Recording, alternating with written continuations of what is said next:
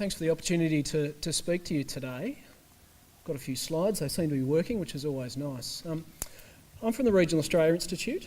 We're a nationally focused organisation that works independently on what's happening in regional Australia. We're interested in the future of all our regions, and we're working hard at the national level, particularly in Canberra, but around the country and in WA, to get a better focus, a more realistic focus on what's happening in our regions, what the opportunities for the future are, and getting some better policy outcomes. I just wanted to quickly outline our work in progress for people who may not be familiar with who we are. It's also the foundation for what I'll speak to you about today, which is really embracing that theme of the future of the Wheatbelt, what the opportunities are, what things could look like, and how we engage with the good trends and the bad trends to get a different outcome in the future. One of the things we've done at the RAI is try and build all of our work on a evidence-based understanding of what's happening in regional Australia.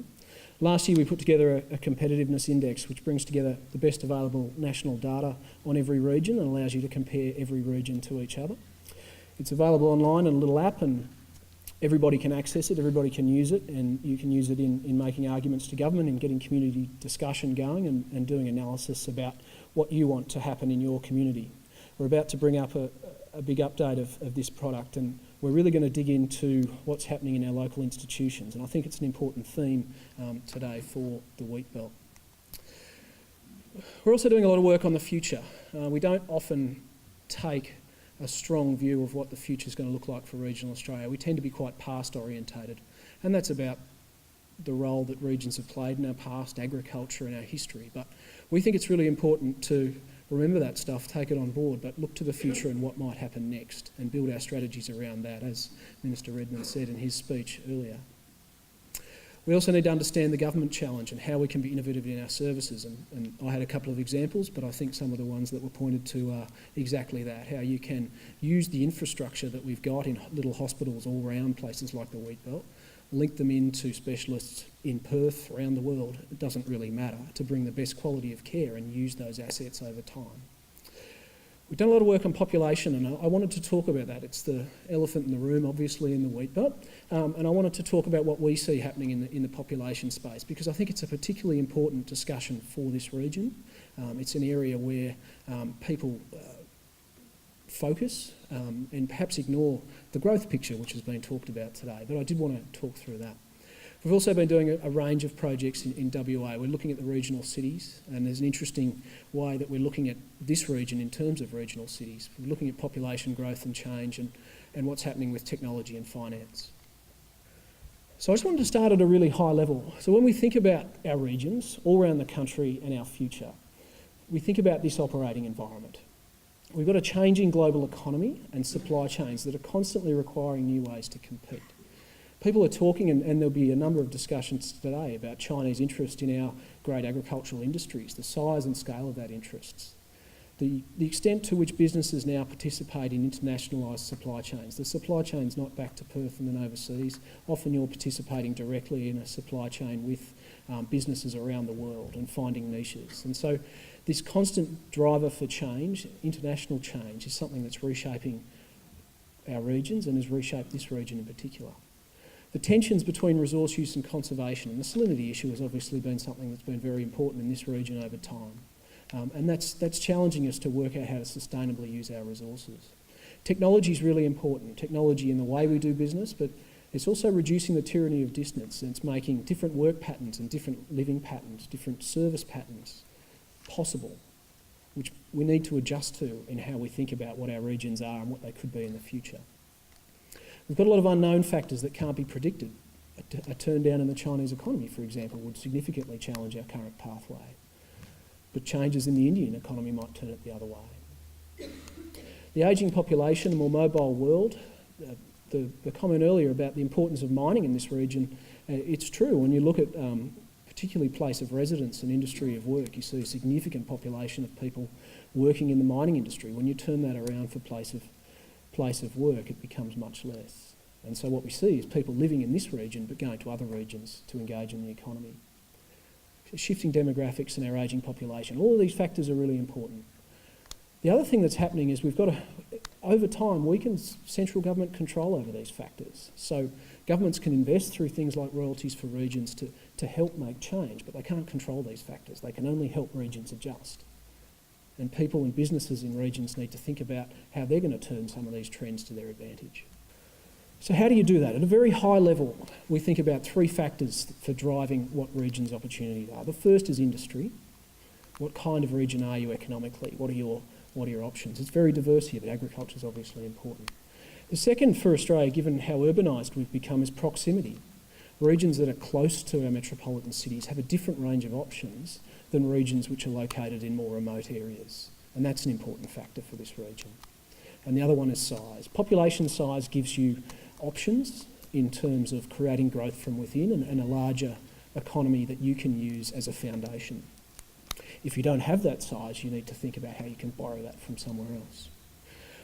So these are the three factors which really guide how regions' opportunities play out in that operating environment.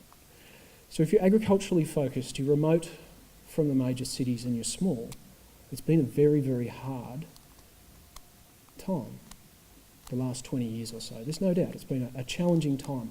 Lots of change and not a lot of opportunity perhaps to make that change happen the way you want. But I think that's changing very significantly now in the Wheatbelt. I think the agribusiness opportunity, which a number of our speakers later on will talk about, is a real foundation to change that move towards bigger, broadacre, larger farms. That'll still be important, but what we do with the products and what kinds of products we're using will change. And so I think there's an interesting shift, and we should ask the question today, what could that mean in terms of how industry supports communities in the Wheatbelt? Proximity is becoming very important for the Wheatbelt. I mean, Northam, I'm sure once was a long way from Perth. It's not anymore, and that's a really important factor. And I'll show you some statistics that really start to back that up.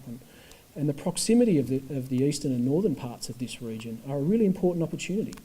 I come from the Hunter Valley in New South Wales. We're about 2 hours from Sydney, and we were always very staunch in making our differences from Sydney known. We weren't like Sydney, we didn't want to be like Sydney. But because we're close enough, there's a whole range of opportunities. Maitland, where I come from, was one of the fastest growing regions in the country. It was a combination of mining, it was a combination of smart local development strategies and proximity to Sydney. So we're different in regional Australia, but that doesn't mean we can't connect and engage and benefit from what's happening in our cities. In terms of size, the blueprint that we're talking about at the moment has a really ambitious objective for population, and I think that's commendable. One of the interesting things that we're doing at the moment is working with Department of Regional Development on regional cities in WA, and this is a region that doesn't necessarily have one. But the interesting question is, can this region, the urban arc, Northam, 2J and York, work together to create a city over time? You know, can three regions who probably try and kill each other in the footy on the weekend work together collaboratively to try and bring growth and change, to share services, to integrate the way they work, and to attract people to build that over time? And I think that's a really interesting idea. These towns have no doubt evolved separately, but they're all small, but together they can punch above their weight. And so I think there's a really interesting option in this, the largest communities of the Wheatbelt, to really see a scale of growth and change that you might not otherwise see if we work on our own. I think that's a really important theme for this region. Just to touch on the proximity, these are the top 10 population growth rates for the Wheatbelt, 2006 to 2011.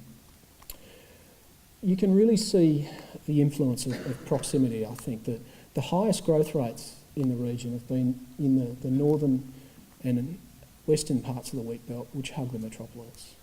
And that makes sense, because as we push outwards, people are looking for something outside the city. They might live in the hills, but that's not what they want.